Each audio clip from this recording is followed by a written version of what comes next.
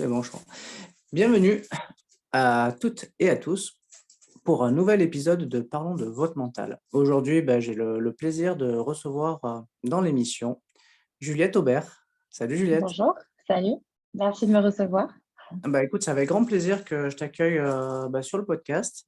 Ça fait un petit moment que je te suis sur tes diverses publications. Je sais que tu es une chef d'entreprise engagée. C'est vrai, on essaye. Et ouais, ouais, et puis du coup, je vais te laisser déjà te présenter. Ouais, carrément.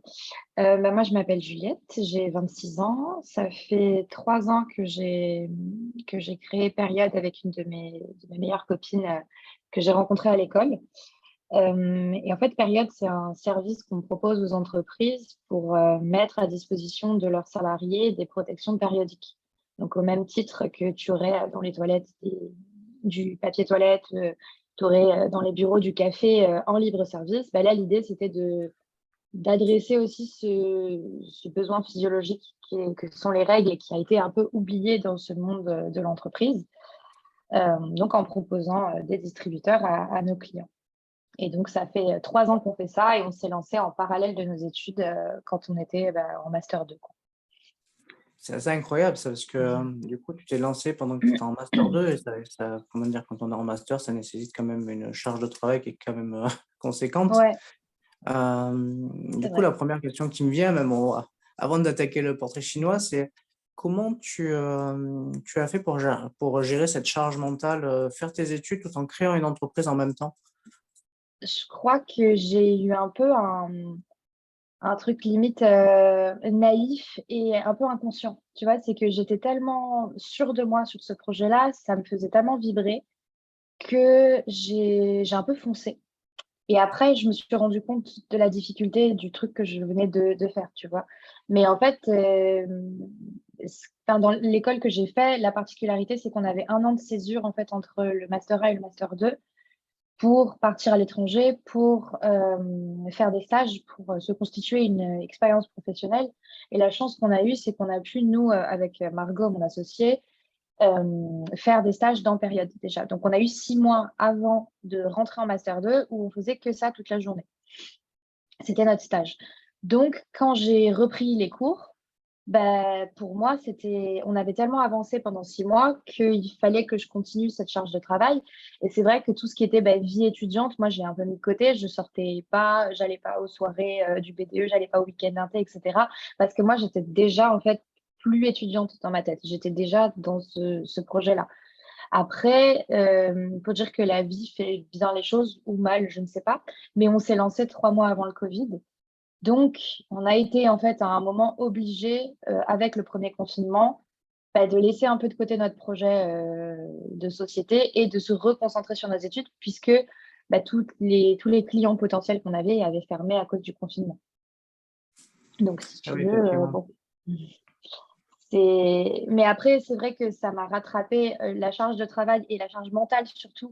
euh, le fait de penser qu'à ça, de même les week-ends, te dire j'ai oublié de faire ça, machin, j'ai un devoir à rendre, mais en même temps j'ai un client qui veut ça, etc. Ça m'a rattrapé un peu plus tard en fait, où je me suis découvert des levels de stress et des levels d'anxiété que je pensais pas avoir en fait. Et, et donc, c'est pour ça que je parle d'insouciance au début, c'est parce qu'en fait, je m'attendais pas à ce que ce soit aussi dur.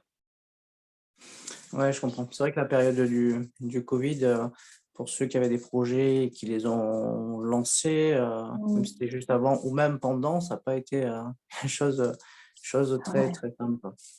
Ça me fait c'est penser ça. un petit peu à la marque Aers, une marque de textile de sport Mhm. qui, eux, se sont lancés pendant le Covid et finalement, qui en ont fait une force. Donc, je pense que ça C'est a ça. été différent en fonction des entreprises et certainement des différentes industries et ce que ça touchait, quoi. C'est ça, on était obligé en fait de soit faire avec, soit mourir dans l'œuf, quoi. Parce que t'es tellement au Ouais, début voilà. que Ok, tu fais ce que tu peux. ok, ok. Alors, le podcast, bon là, j'ai fait une exception, on a parlé un Mm. peu de charge mentale avant de faire le portrait chinois. On commence toujours par un petit portrait chinois pour, du coup, pour présenter l'invité. et ça me permet de un petit peu mieux te situer, tes goûts, tes couleurs, ce que tu aimes, au fond, bah, qui tu es.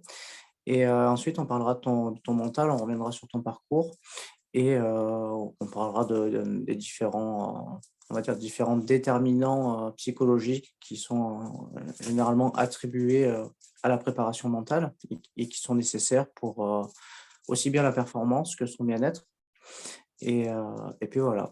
Donc du coup, on attaque le portrait chinois, tu es OK? Tu es prête? Allez, c'est parti. Alors, si tu étais une couleur, quelle couleur serais-tu et pourquoi? Je serais le rose, probablement, parce que j'ai un peu une obsession pour cette couleur.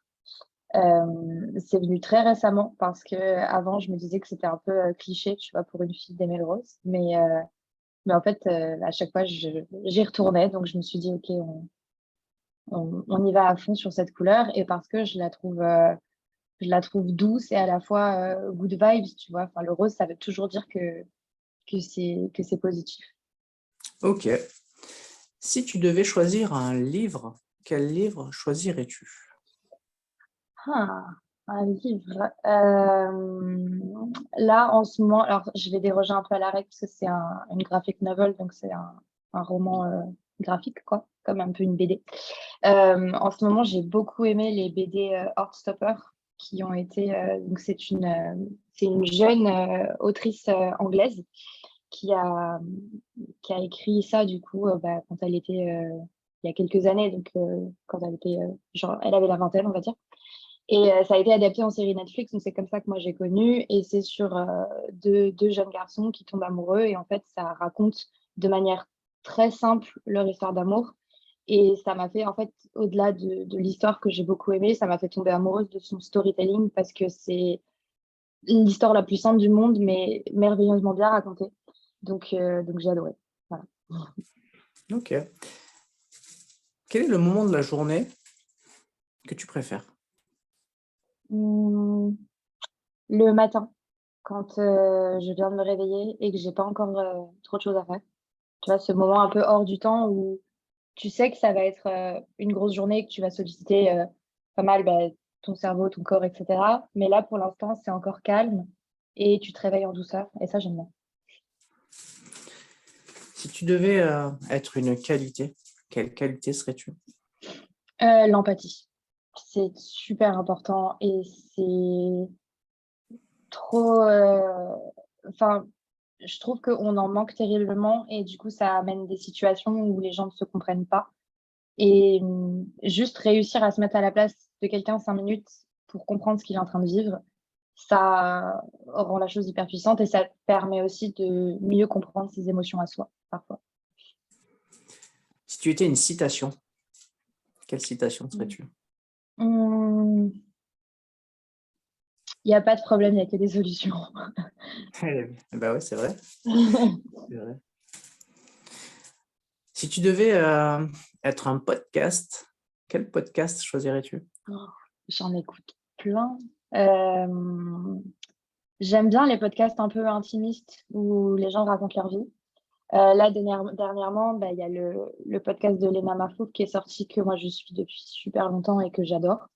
Et elle invite, bah, des gens qui sont très connus, mais elle arrive à faire passer ça comme une discussion de potes et du coup, ils arrivent à rentrer vraiment dans une discussion où limite ils oublient qu'ils sont enregistrés et je trouve ça très puissant parce qu'on se rend compte, bah, que tu as beau, être Pierre Niney et avoir fait des films, de partout et être super connu et être super talentueux, bah, tu peux douter aussi et je sais pas, je trouve ça intéressant de c'est vraiment sincère et ça enfin voilà, c'est sympa à écouter.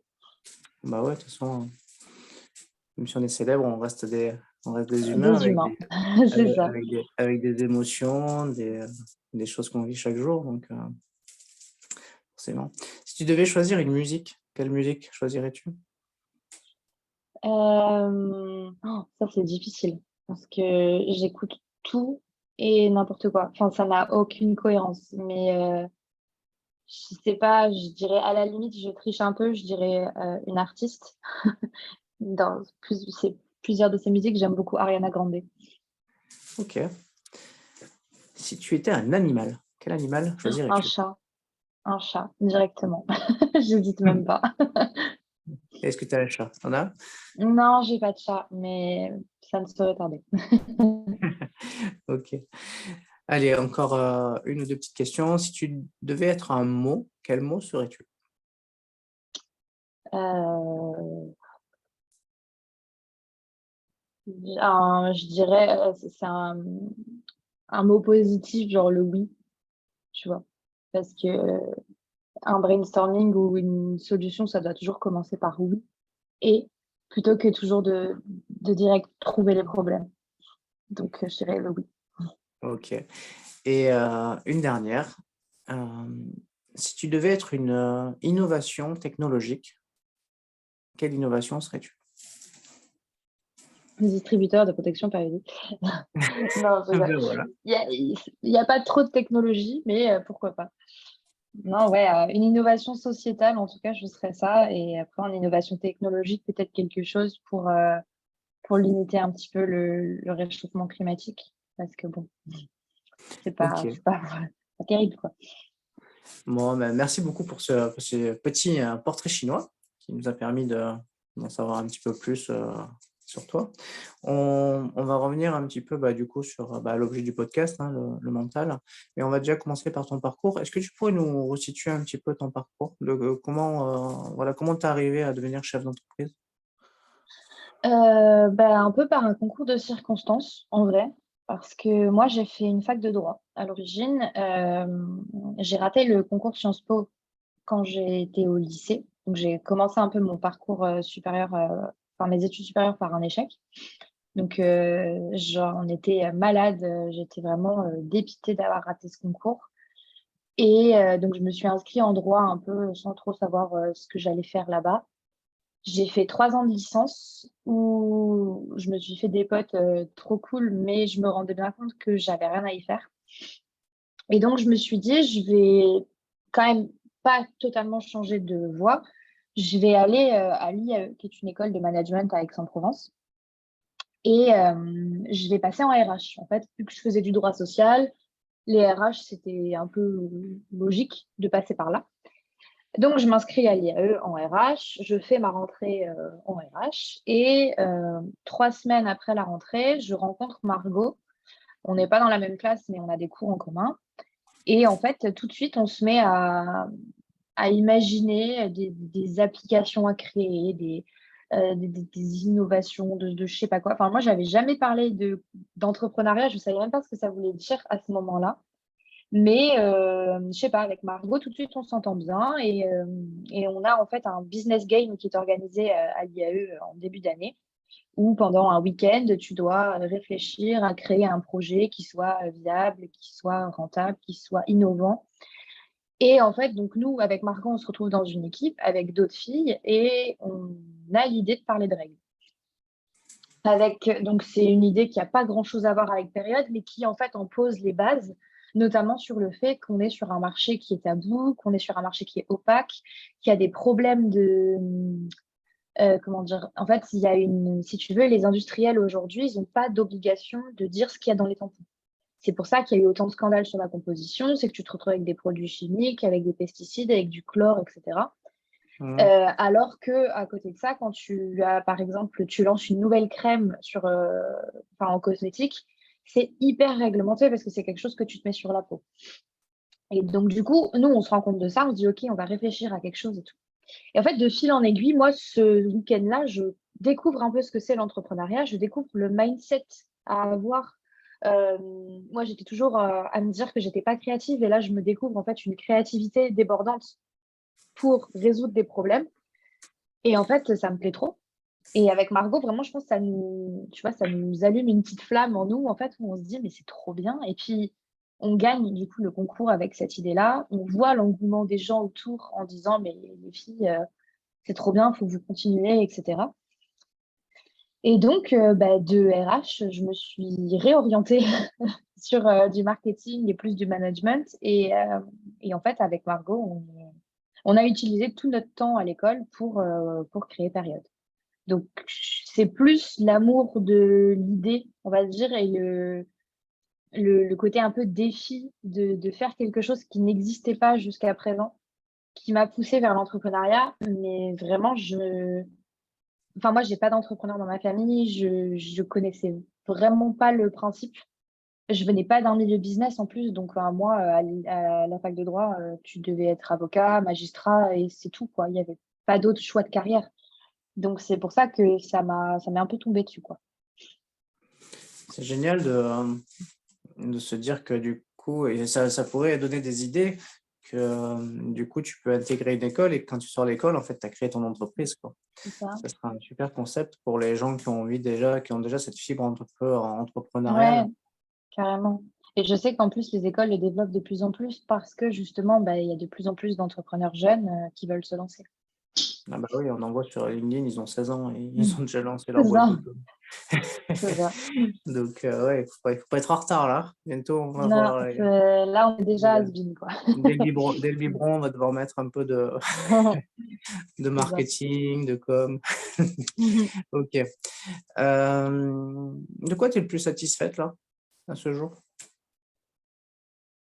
En fait, je trouve ça fou de me revoir étudiante, parce que moi, j'y croyais à fond, hein, donc pour moi, c'est logique, que j'en sois là aujourd'hui. Mais avec les reculs, je me dis: «On n'y connaissait rien».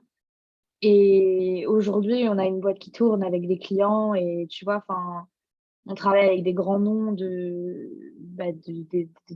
monde de l'entreprise que j'aurais jamais, osé demander un stage là-bas, tu vois? Et maintenant, en fait, tu travailles avec eux et tu leur permets d'avoir une solution, enfin, qui change un peu la vie, des personnes qui l'utilisent parce qu'aujourd'hui, ça n'existe pas. Et ça, en fait, quand j'y repense et je me dis, tous les gens, en fait, qui étaient un peu, comment dire? Un Qui essayaient d'être bienveillants, mais qui te disaient à demi-mot que bon, ça allait pas marcher. Bah, aujourd'hui, de me dire que si, en fait, ça a marché et que même nous, on en est là aujourd'hui, ça me rend hyper fière. Parce qu'on part vraiment du niveau zéro de connaissances et en fait, on a créé un truc, qui est bon, c'est que le début, tu vois? Mais qui déjà, supplante un peu toutes mes espérances, quoi.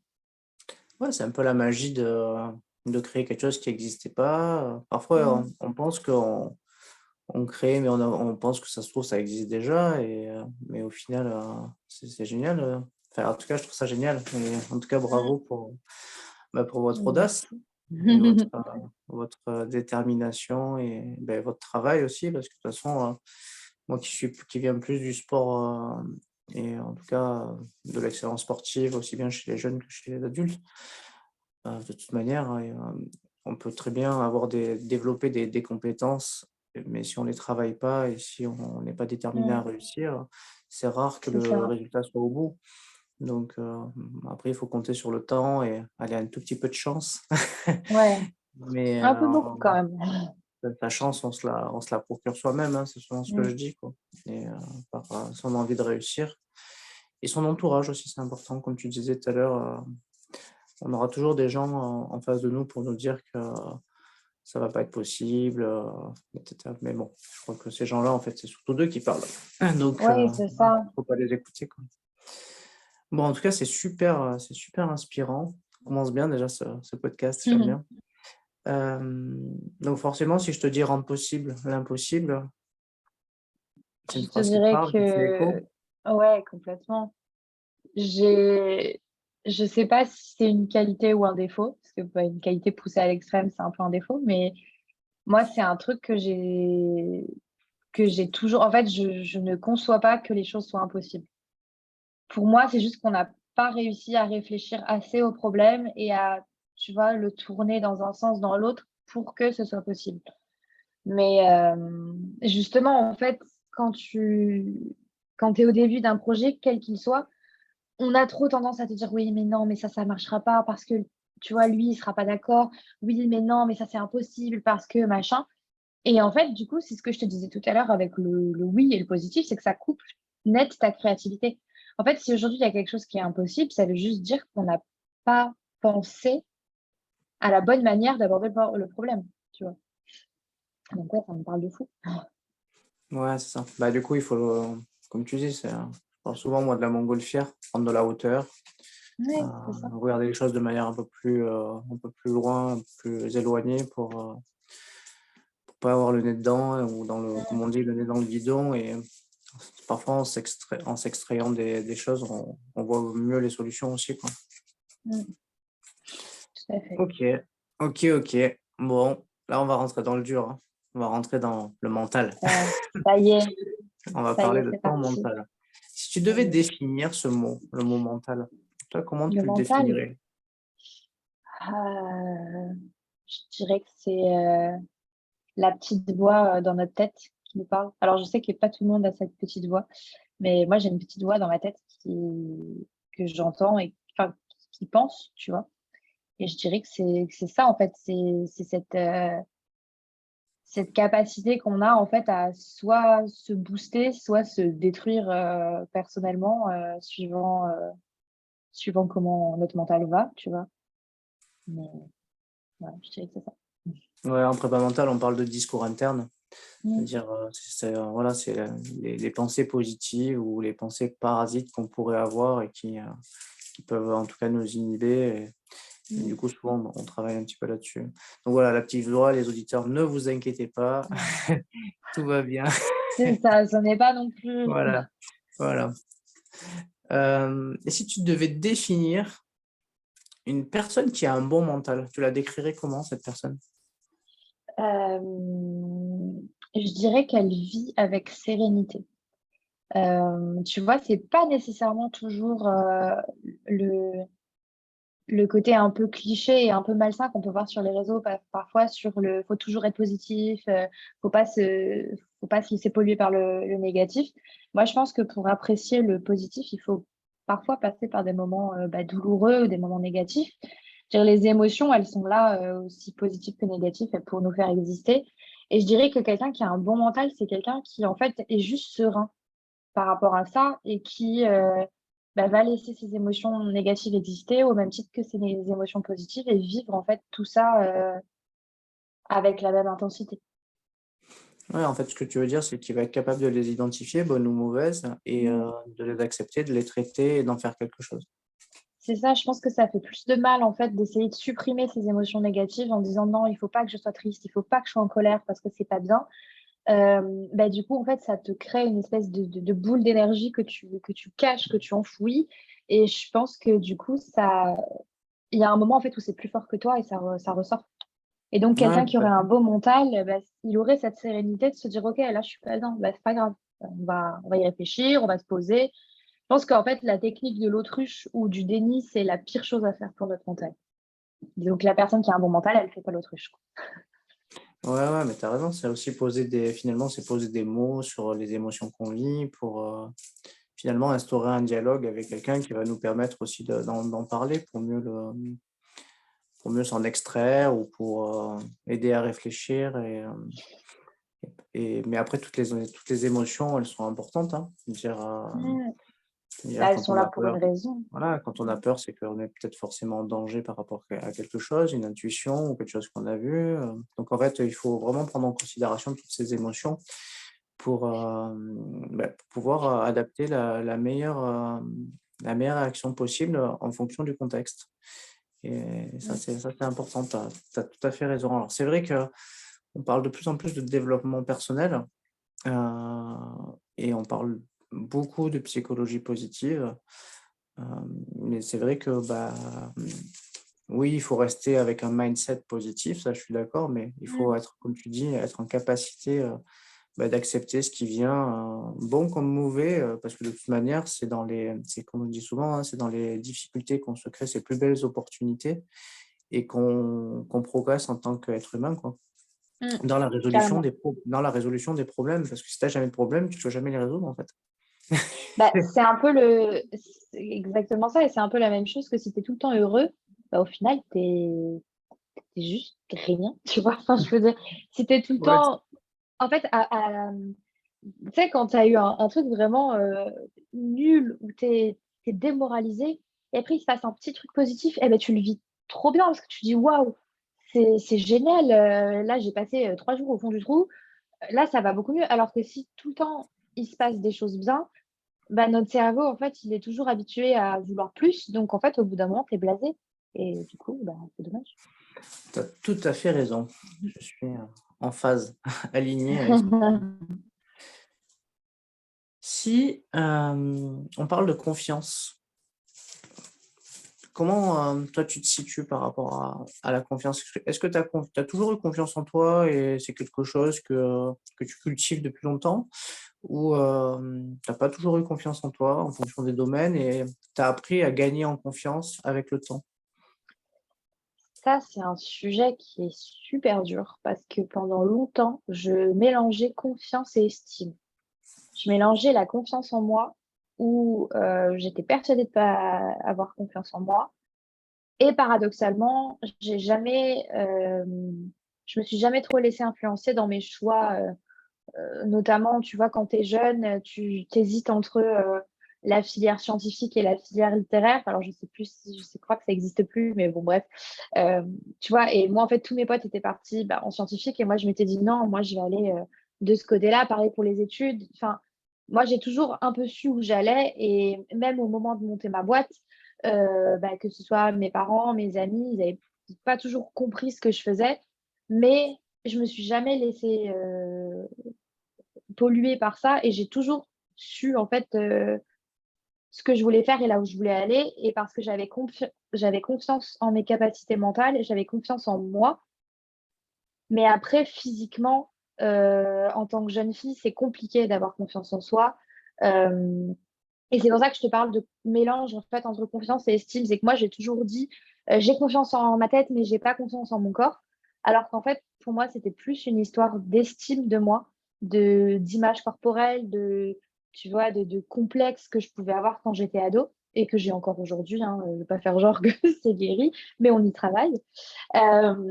Alors que voilà, tu vois, mes capacités, intellectuelles, on va dire et l'ambition que je pouvais avoir, ça, j'ai toujours eu confiance en moi, en fait. OK. Bon, maintenant tu sais faire la différence entre la confiance et l'estime. Voilà, tout à fait. Et c'est vrai que souvent l'estime, elle se construit dans son enfance et auprès de ses parents, Mmh. hein, et auprès de l'école aussi, de l'environnement qui nous entoure et c'est en ça que c'est vraiment important d'avoir aussi d'être bien entouré, d'avoir des parents qui nous donnent des preuves d'amour, mais qui nous encouragent aussi à oser, à apprendre à faire des choses aussi. Mmh. C'est vraiment important d'avoir un discours, et créer l'action en fait. Créer l'action pour montrer qu'on est capable d'eux en fait. Ouais, c'est Voilà. ça, tout à fait. OK. Est-ce que, tu as déjà eu des alors j'aime pas ce mot-là, alors je vais le dire quand même parce que souvent c'est celui qu'on emploie, c'est le mot échec. Moi je préfère le transformer par, le mot expérience. Mmh. Donc est-ce que tu as déjà eu des expériences malheureuses, Unfortunate. dans le monde professionnel ou personnel? Et quand tu as des choses comme ça, comment tu fais pour, redorer ta confiance, ton estime? Est-ce que tu as en fait, toi, comment tu fais pour, Mmh. rebondir? Bah, comme je te disais tout à l'heure, un des premiers échecs, que j'ai vécu, ça a été de rater le concours de Sciences Po et en fait, il y avait un peu tu vois, ce truc du joueur, de n'importe quel sport qui s'est préparé pendant 1 an pour ça, que tout le monde voit vainqueur et qui, en fait, il échoue. Ben c'était un peu moi. C'est-à-dire que moi, j'ai fait une prépa pendant 1 an après en post-bac, une prépa pardon, spécifique au concours Sciences Po, donc pour intégrer les différents Sciences Po, en province et en fait, donc on était toute une classe de genre 24-25 personnes et moi, j'étais une des meilleures. Tu vois, il y avait un peu ce «peloton de tête» entre guillemets, hem, sur, la classe et tout et du coup, moi, tout le monde me disait: «Non mais toi, c'est bon, trop facile et tout, tu vas l'avoir, il y a pas de doute là-dessus» et en fait, enfin, j'étais très amie avec, un garçon et une fille, donc on formait un petit trio, tu vois, on va être trop fort et les 2 ont été pris et moi non. Et du coup, ça m'a mais miné en fait, moi, je basais toute ma personnalité là-dessus. C'est-à-dire que j'étais la fille brillante qui allait aller à Sciences Po, qui allait trouver sa voie et sa carrière à Sciences Po parce qu'elle avait aucune idée de ce qu'elle voulait faire. Et mes parents m'ont toujours dit que pour faire des études, il valait mieux un truc hyper large, enfin un cursus hyper large pour pouvoir choisir le plus tard possible. Et donc, c'est eux qui m'avaient parlé de Sciences Po en me disant, ben, c'est généraliste, donc tu fais tes études les plus générales possibles et tu choisiras après. Et donc, en fait, le jour où j'apprends que je ne suis pas prise, il y a un peu mon monde qui s'effondre parce que je me dis, mais déjà, je suis super nulle. Mes parents vont être hyper déçus de moi. Je vais... Enfin, c'est la honte aussi, tu vois. Genre, je me prends un peu ce truc de, mais c'est la honte. Tout le monde va savoir que j'ai raté, alors que tout le monde a été sûr que je l'aurais, tu vois. Et donc, du coup, je passe un été... vraiment, en fait, il y a ce truc un peu revanchard où je me dis, je m'en fous, je le repasse. À la fois, moi, dans ma tête, ça passe pas du tout. C'est vraiment genre l'échec de ma vie. Puis c'est le premier que je vis, tu vois. Moi, j'ai toujours eu une scolarité où j'ai jamais été la première de la classe, mais j'ai toujours su me dépatouiller.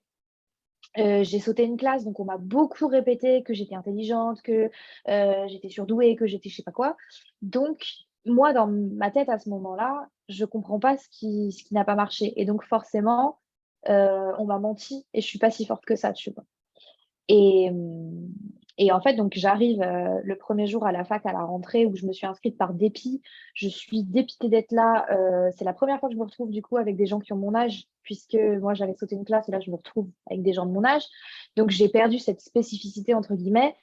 Donc vraiment, enfin voilà, je suis en remise en question totale et j'ai une fille qui était dans ma classe en prépa. On se retrouve en fait complètement par hasard à la fac et la première chose qu'elle me dit c'est «Oh, mais t'as pas réussi toi, mais t'étais super forte pourtant». Donc, moi, je me je suis vraiment au fond du trou, je suis en mode, non mais là c'est beaucoup trop. Et en plus ce qui était horrible c'est que comme du coup mes deux meilleurs amis avaient réussi Sciences Po et ils étaient à Aix aussi, et ben je faisais toutes leurs soirées, je traînais tout le temps avec eux. Donc j'étais vraiment le vilain petit canard parce que j'étais celle qui voulait y aller mais qui n'avait pas réussi. Et donc en fait ça m'a quand même duré super longtemps. J'ai repassé le concours en première année parce que tu peux après avoir des équivalences où tu rentres dès la deuxième année, etc. Je l'ai encore raté. Faut dire qu'une semaine avant, j'avais eu la grippe et tout. Enfin, tu sais, vraiment, l'univers me disait arrête, passe sur autre chose. Et en fait, je sais pas, je pense que au bout d'un moment, en fait, d'avoir fait échec sur échec et d'avoir vu un peu ce que c'était de l'intérieur aussi, je me suis dit, mais déjà, ça veut pas dire que les gens sont meilleurs que toi s'ils ont réussi.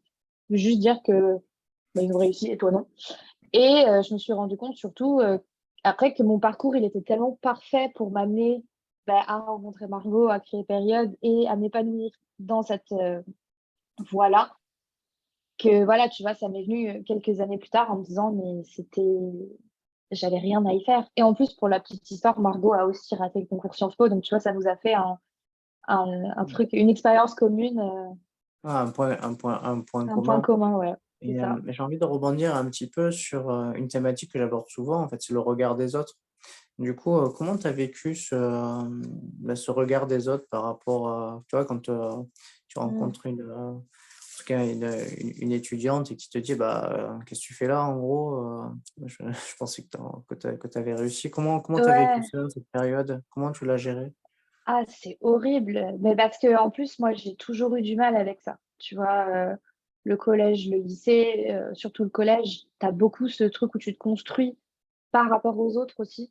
Et parce que tu grandis pas à la même vitesse, tu vois, tu te sens épié, tu te sens jugé.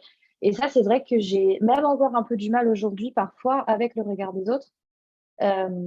Parce que je sais pas, je te dis, c'est un truc qui est un peu drivé par la honte aussi.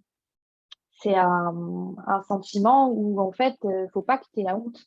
Et donc, pour moi, en plus, à ce moment-là, cette fille qui me dit ça, après, c'est devenu une de mes meilleures amies. Mais ce moment où elle me dit ça, en fait, elle est vraiment triste pour moi parce qu'elle, elle l'a raté, mais elle le savait qu'elle le raterait et elle comprend pas ce que moi je fais là. Et sauf que moi, j'ai déjà envie de disparaître de la fac, tu vois, j'ai envie de raser les murs pour qu'on me voit pas. Et en plus, elle me dit ça. Donc, je crois que j'ai une réaction genre, ah ah, non, je l'ai raté, mais c'est pas grave. Alors qu'au fond de moi, je suis J'ai juste envie de fuir.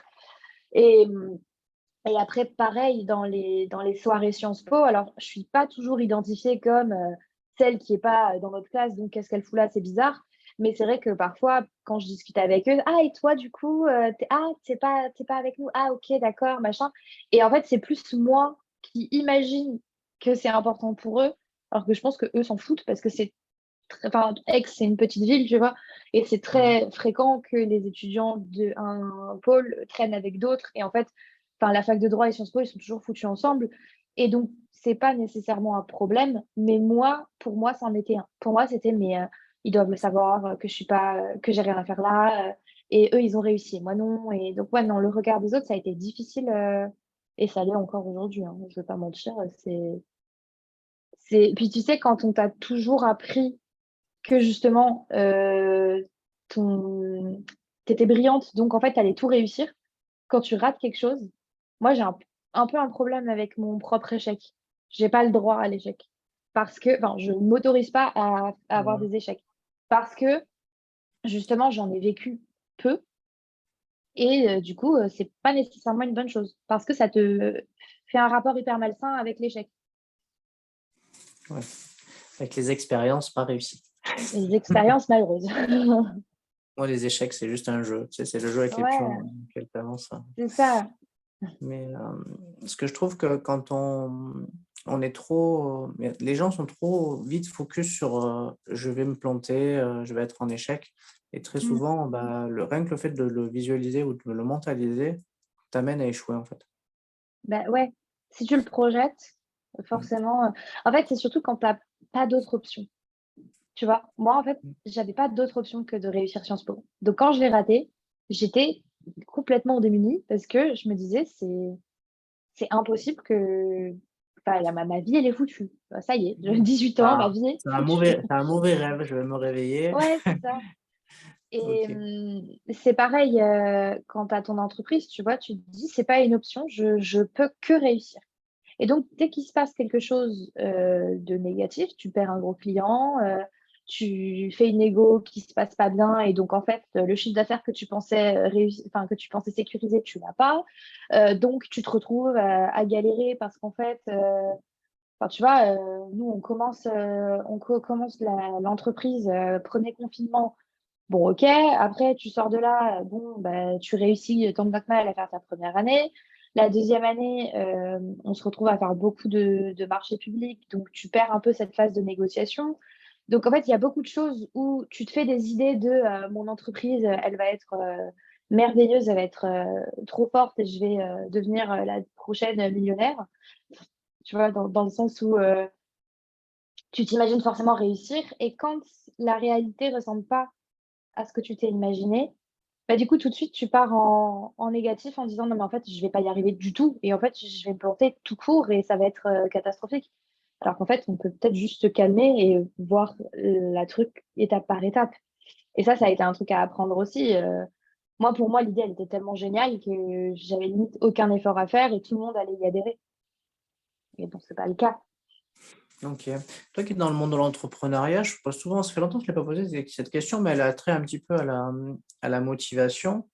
Bah déjà, est-ce que tu as déjà des éléments qui te permettent de te motiver? Et la deuxième question, c'est est-ce que selon toi, il faut avoir un plan pour réussir? Alors pour ta première question, est-ce qu'il y a des choses pour, enfin, c'est pour rester motivé ou ouais, pour Ouais, se pour motiver? les choses que toi tu utilises toi pour toujours être motivé par rapport à tes objectifs, ou motivé si tu as un coup de mou, qu'est-ce que tu utilises un petit peu comme... Ça peut paraître un peu contre-intuitif, mais je coupe, j'arrête.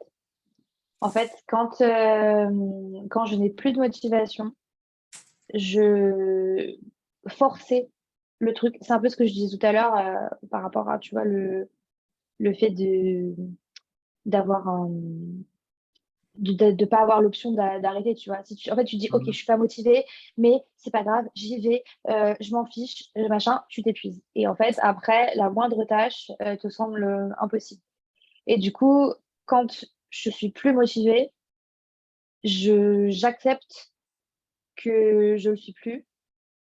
Et du coup, je me laisse le temps que ça revienne, tu vois.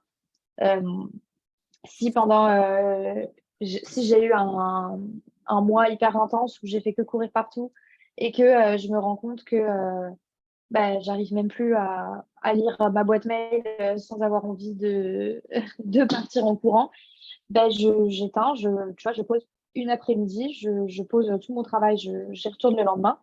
Et en fait, paradoxalement, ça, alors au début, ça peut avoir l'effet inverse, tu vois, de te faire culpabiliser. Genre moi, au début, j'arrivais pas à prendre des vacances, à prendre des jours off. Je me disais, mais non, mais ça n'a pas été fait. Et si moi, je travaille pas, ma boîte, elle n'existe pas. Donc, tu es obligé, en fait, tu vois, tu te retrouves dans un truc un peu malsain de je suis obligée toujours d'être à fond. Et en fait, je me suis rendu compte qu'en faisant ça, déjà, c'était pas ma manière de fonctionner. Moi, tu vois, toutes mes études, j'ai fonctionné au talent, entre guillemets. Enfin, c'est-à-dire que je préparais pas et d'un coup, je surperformais. Moi, dans l'urgence, je suis très forte. Sauf que dans la vie de tous les jours, et donc quand on a une entreprise, on ne peut pas toujours être dans l'urgence, sinon on s'épuise. Donc, euh, donc c'est en fait en faisant moins parfois que ça me permet de rester motivée. Et, euh, et après, pour la motivation vraiment du projet en lui-même, la semaine dernière, avec Margot, on a reçu une mauvaise nouvelle. Un de nos clients qui avait représenté une grosse partie de notre chiffre d'affaires qui ne nous suit pas, qui a changé de fournisseur. Et en fait, en l'apprenant, j'étais vraiment au 36e dessous. Je me suis dit, là, c'est impossible qu'on s'en sorte, en fait. Enfin, c'est impossible qu'on arrive à ressortir vainqueur de cette histoire. C'est-à-dire que pour moi, c'était la fin. C'était hyper important. Enfin, tu sais, la montagne, elle te tombe sur la tête. Voilà, ça y est, c'est comme ça, c'est impossible. Et en Ouais. fait, d'avoir pendant 1 heure avec Margot, d'avoir posé ce qu'on était en train de faire et d'avoir discuté de ça en disant, mais en fait, on arrête? Non, on n'arrête pas? Bah non, parce que enfin, ça nous fait toujours vibrer, mais tu vois, de se dire qu'en fait, dans tous les métiers, tu as ce genre de choses, c'est pas propre à moi, ça veut pas dire que moi, j'ai fait quelque chose de mal, c'est juste, c'est la vie, c'est comme ça. Et en fait, d'avoir un moment ouvert cette porte de non, mais en fait, enfin, là, j'arrête, j'en ai marre, c'est plus possible, machin. Et ben, le lendemain, je suis revenue et j'étais surmotivée. Parce qu'en fait, je me suis dit, c'est pas cette histoire qui me définit, c'est tous les autres aussi, parce que j'ai pas que ça, enfin, j'ai pas que eux comme clients, j'en ai plein d'autres. Et donc, c'est juste c'est juste un caillou dans ma chaussure, tu vois. C'est pas juste la Ouais, je fin. comprends, ouais. Je comprends. Mais c'est vrai que oui, il faut, quand on est entrepreneur et que c'est vrai que si c'est un client qui représente une grande partie du chiffre d'affaires, c'est sûr que Ah ouais, ça doit pas être ouais. une bonne nouvelle à gérer Ah non. quand on l'apprend. Mais bon, en tout cas, comme on dit souvent, comment dire, qui laisse sa place, il y a souvent quelqu'un qui va peut-être profiter de l'opportunité ou pouvoir. Si on t'entend, Bah ce ouais, serait pas j'espère, hein. mal. J'espère. Et c'est quoi du coup ton positionnement par rapport à est-ce qu'il faut avoir un plan pour réussir? Est-ce que tu penses qu'il faut, nécessairement un plan? Je pense que n'importe qui te dirait oui. Moi, en fait, j'aime pas trop le concept de plan parce que c'est jamais vrai. Et du coup, c'est hyper frustrant de, de créer un plan qui se réalise pas et du coup tu te dis ah je suis nulle et c'est pas réalisé. Moi je préfère me dire qu'est-ce qui me motive aujourd'hui à faire ça?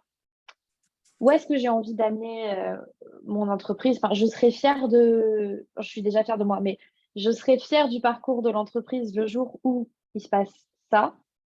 Et donc, je suis pas hyper fan de dans 1 an, je fais ça, parce qu'après, dans 3 ans, je fais ça, et en fait, dans 5 ans, je suis présidente du monde parce que ça, tu vois.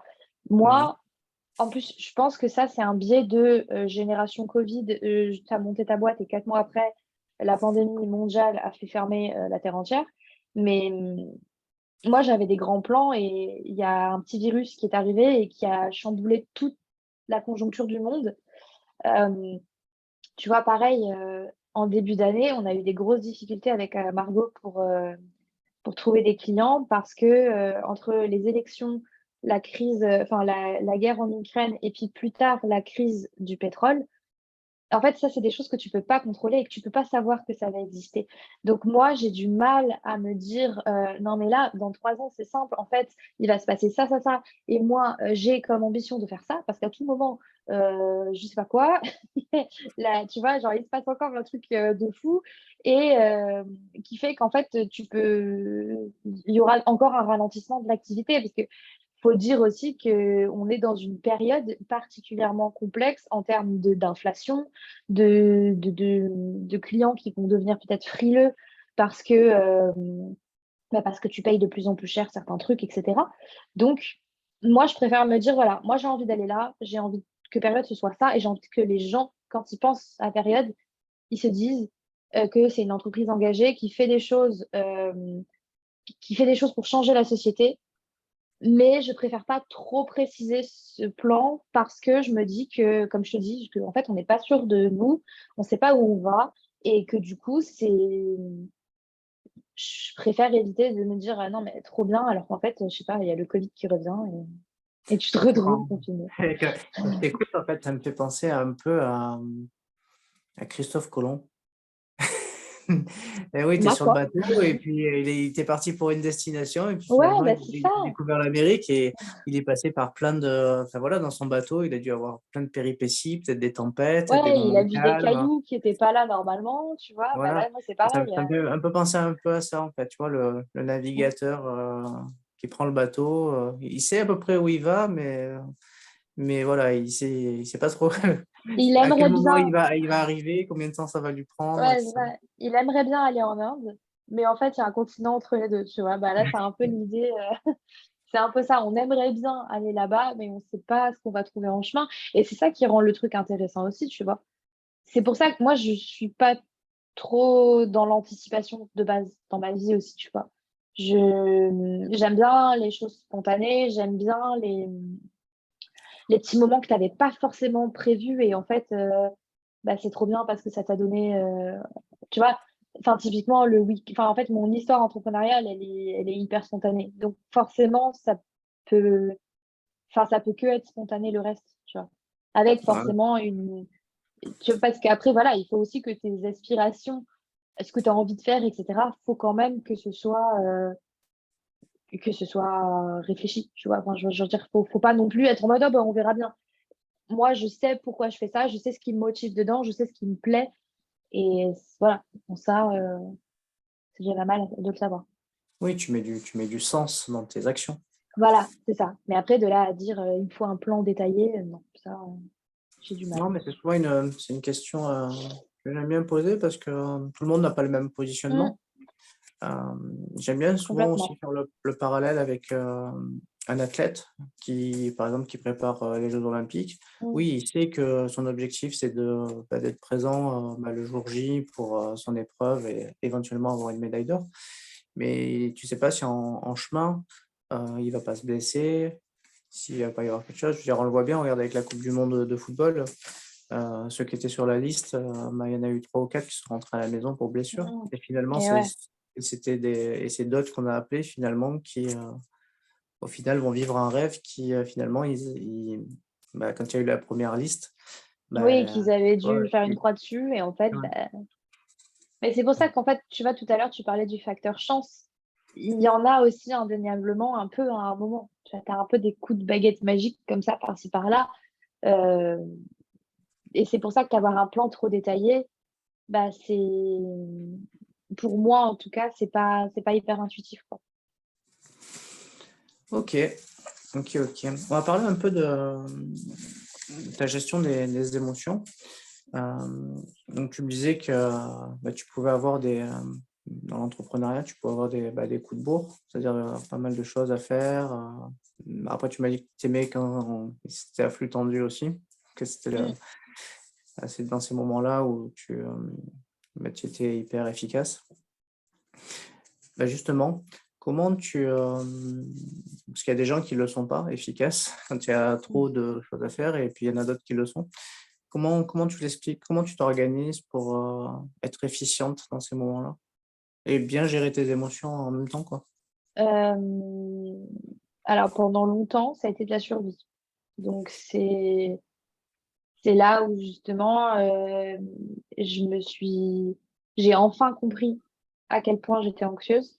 Parce que pendant longtemps, j'avais une vague idée, tu vois? Parfois, je faisais des crises de panique, parfois j'avais des oppressions à la cage thoracique et cetera. Mais moi, je me disais: «Ouais, c'est le stress, on est tous stressés».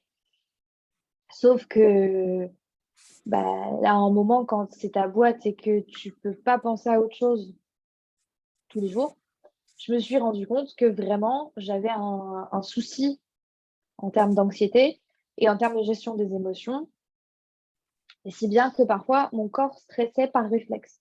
C'est-à-dire que j'avais aucune raison de me sentir mal. Tu vois, tu étais devant la télé le soir, tu es sur ton canapé et d'un coup, je me sentais vraiment j'avais du mal à respirer et tout et j'essayais de raccrocher des événements en disant: «C'est ça qui te stresse? Est-ce que c'est ça? Est-ce que c'est ça?» Et en fait, j'avais pas nécessairement la réponse et c'est en ça où je me suis dit: «Là, ton corps, il est trop habitué à stresser qu'il le fait limite par réflexe et ça, c'est pas bon».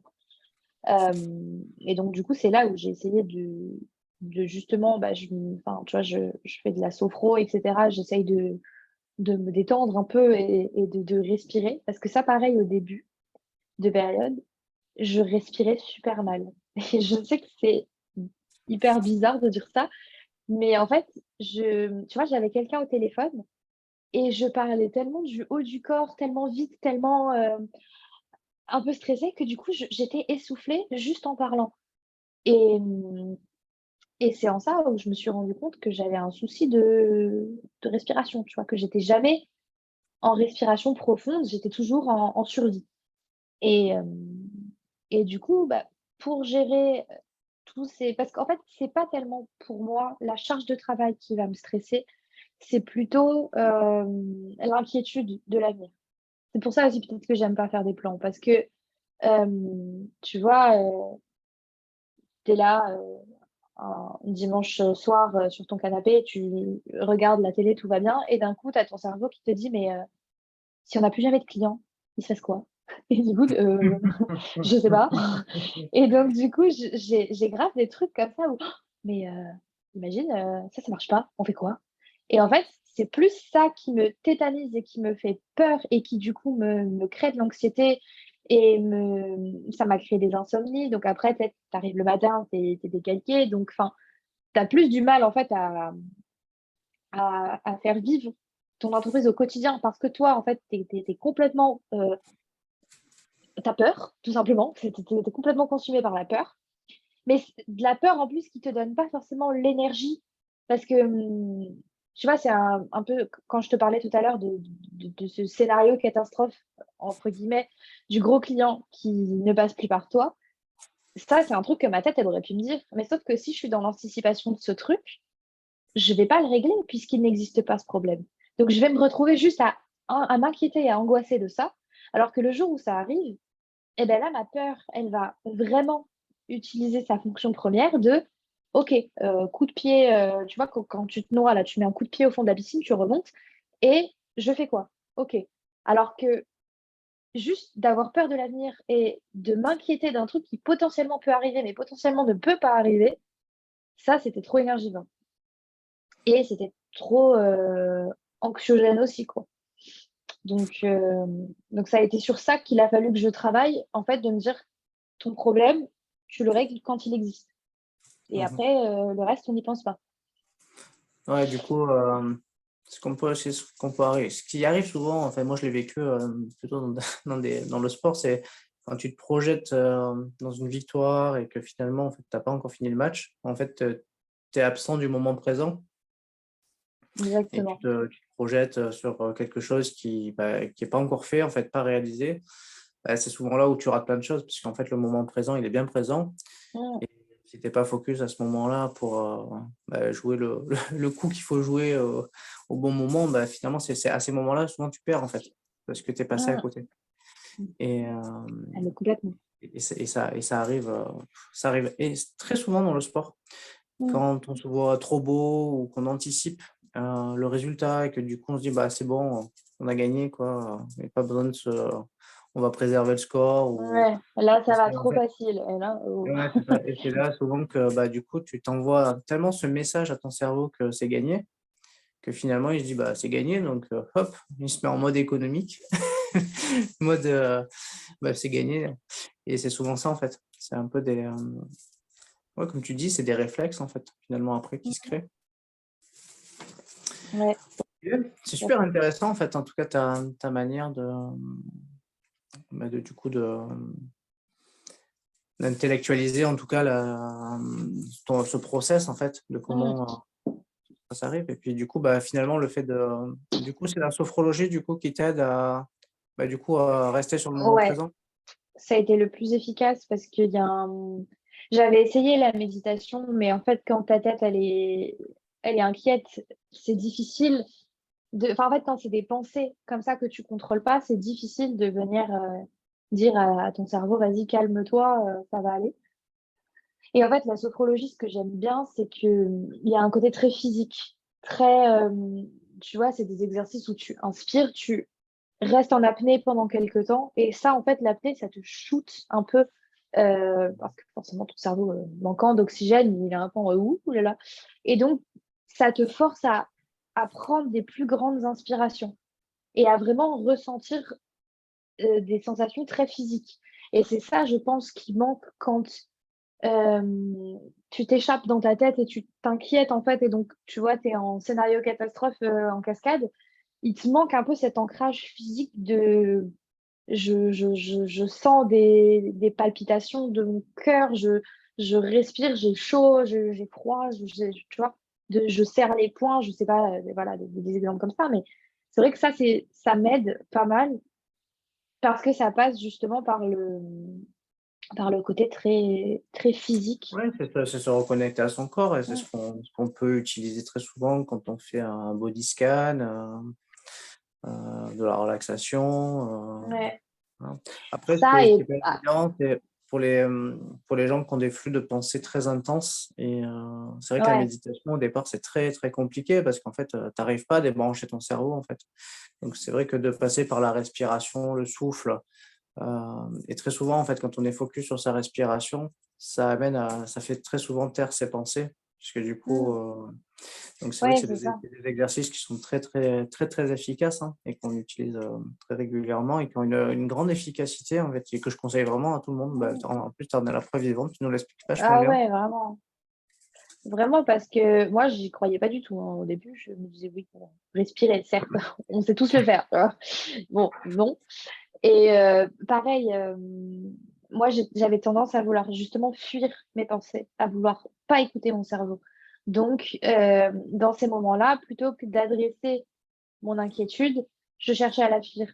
Donc scroller indéfiniment sur les réseaux sociaux, binge-watcher des trucs que j'avais déjà regardés 20 fois sur Netflix, hem m'endormir avec du bruit pour vraiment, tu vois, tout couper pour me retrouver seule avec ces pensées-là.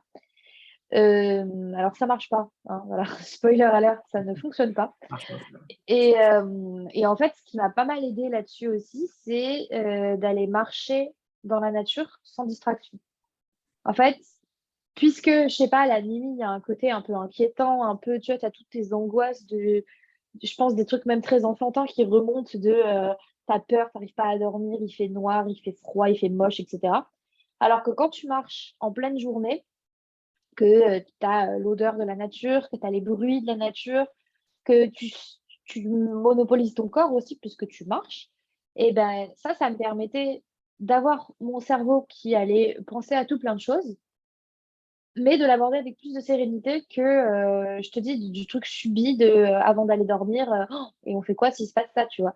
Et tes problèmes, ils ont l'air beaucoup moins graves quand tu les abordes, en pleine journée dans la nature. Ouais, c'est vrai que la marche, la marche, même le running souvent, Mmh. ça peut être, une vraie thérapie. Il y a quelque chose qui peut aussi aider à faire taire, en fait, le flux des pensées, c'est de les extraire en écrivant aussi, Mmh. de les Ouais, ça marche très bien aussi. sur du papier, sur un carnet, ça permet de les voilà, de les sortir de sa tête, de les poser à un autre endroit. Et souvent, en tout cas, c'est des choses qui marchent relativement bien en fonction des personnes. Après, il faut individualiser au cas par cas, mais en tout cas, ça marche bien. En tout cas, merci beaucoup. Allez, une dernière question. Et après, on clôturera cet épisode. On dit souvent que pour avoir une force mentale, il ne faut rien lâcher. Qu'est-ce que tu en penses, toi? Hem, je crois que je suis pas d'accord, mais je suis un peu d'accord. Non, en fait, je comprends complètement le côté, persévérance. C'est-à-dire que, moi, j'ai toujours cette image, je sais plus où je l'ai vu, sûrement, sur les réseaux sociaux. En gros, tu vois, tu as un gars qui est sous terre et qui creuse et il sait pas où il creuse, mais il cherche un diamant et donc il avance et en fait, toi, en tant que lecteur, tu vois que le diamant, il est vraiment pas loin et en fait, lui, il rebrousse chemin parce qu'en fait, il abandonne et ça le gonfle et donc moi, cette image, elle m'a, bah, beaucoup parlé et elle m'a marquée aussi. Et souvent, quand période ça allait pas à la vitesse que je voulais ou qu'on avait justement des petits pas de recul, parce que, la vie d'entrepreneur, voilà, je sais pas, des problèmes dans tous les sens là. Et ben moi, je pense toujours à ça, en fait et je me dis: «Mais, tu vois, par exemple, le covid qui arrive, premier confinement, on se retrouve à plus pouvoir faire de commandes parce qu'on est chacune confinées chez nous. Donc on n'a plus de clients parce qu'ils ont tous fermé et cetera. Peut-être qu'à ce moment-là, je me serais dit: «Non mais attends, laisse tomber, on abandonne, c'est pas possible, on vient d'ouvrir la société, il y a un covid, c'est mort». Et en fait, moi, je me suis dit: «Bah non, parce que si le diamant, il est juste après le confinement, eh ben, il faut qu'on continue». Et après, en fait, à chaque fois, ça m'a fait ça, tu vois? À chaque fois, là, tu dis: «Non mais attends, c'est impossible, on va pas y arriver, il se passe ça, ça, ça, machin». Ouais, mais imagine, le diamant, il est pas loin. On peut pas s'arrêter maintenant. Donc ça, j'avoue que c'est un truc qui me motive au quotidien aussi de me dire: «Moi, je sais à quel point c'est trop cool, hem, ce qu'on est en train de faire avec Margot et je sais à quel point ça peut aider, ça peut vraiment changer la société», tu vois? Donc on peut pas arrêter au moindre petit truc. Après, il faut faire attention du coup de pas tomber dans l'inverse, d'être obstiné. Alors que parfois tu as des signaux aussi très objectifs de: «Oui, mais en fait là c'est bon, c'est peut-être temps d'aller faire autre chose», tu vois? Donc pour Mmh. l'instant, moi je suis plutôt dans le truc du diamant, au bout du tunnel, et que je suis en train de creuser. Mais voilà, en fait, c'est peut-être le jamais rien lâcher où je vais être, plus nuancée sur ça parce qu'il y a des fois où en fait en forçant, on se fait plus de mal qu'en lâchant. Et parfois, en fait, en lâchant prise, il se passe des trucs de fou et donc à chaque fois que je pars en vacances, j'ai un deal, qui se signe avec un client, un gros deal avec un client. Donc à chaque fois que je pars en vacances, je me dis: «Faut que je parte en vacances plus souvent». Ah bah oui, Mais c'est je le fais signe, pas. c'est un signe. Bah, écoute, en tout cas, merci beaucoup pour, ce Bah, merci à précieux toi. témoignage que tu as fait Merci de m'avoir invitée. dans cet épisode pour le podcast. C'était vraiment, chouette. Tu vois, le temps il file, hein, ça fait presque 1h10 qu'on parle. Ouais. Et bah, du coup, traditionnellement, de toute manière, je vais te laisser le mot de la fin, Juliette, pour, t'exprimer éventuellement sur un sujet qui te tient à cœur, ou quelque chose que tu veux mettre en lumière, et que tu aimerais parler, pour conclure l'épisode. OK, très bien. Bah, je pense qu'on a beaucoup parlé de rapport à l'échec et on a beaucoup parlé de notre tête qui nous dit des choses, pas toujours, sympas. Mmh. Et je pense que c'est important justement, tu vois, par rapport à ce que je disais tout à l'heure, de laisser vivre ces émotions négatives. Je pense que si, les gens qui nous écoutent se retrouvent dans ce que je vis et se retrouvent dans ce truc de: «Il faut absolument que je sois, positive et que je sois motivée et que je sois productif», voilà, s'il y a des entrepreneurs, qui m'écoutent et qui se reconnaissent un peu dans ça, hem je ne saurais que conseiller effectivement de lâcher prise de temps en temps et d'aller en fait d'aller complètement faire autre chose pendant une demi-journée ou une journée entière. Il se passera rien au niveau de votre business. Enfin, ça va pas le tuer. Par contre, au niveau de votre tête, il va se passer un truc de fou, c'est que vous allez y voir beaucoup plus clair.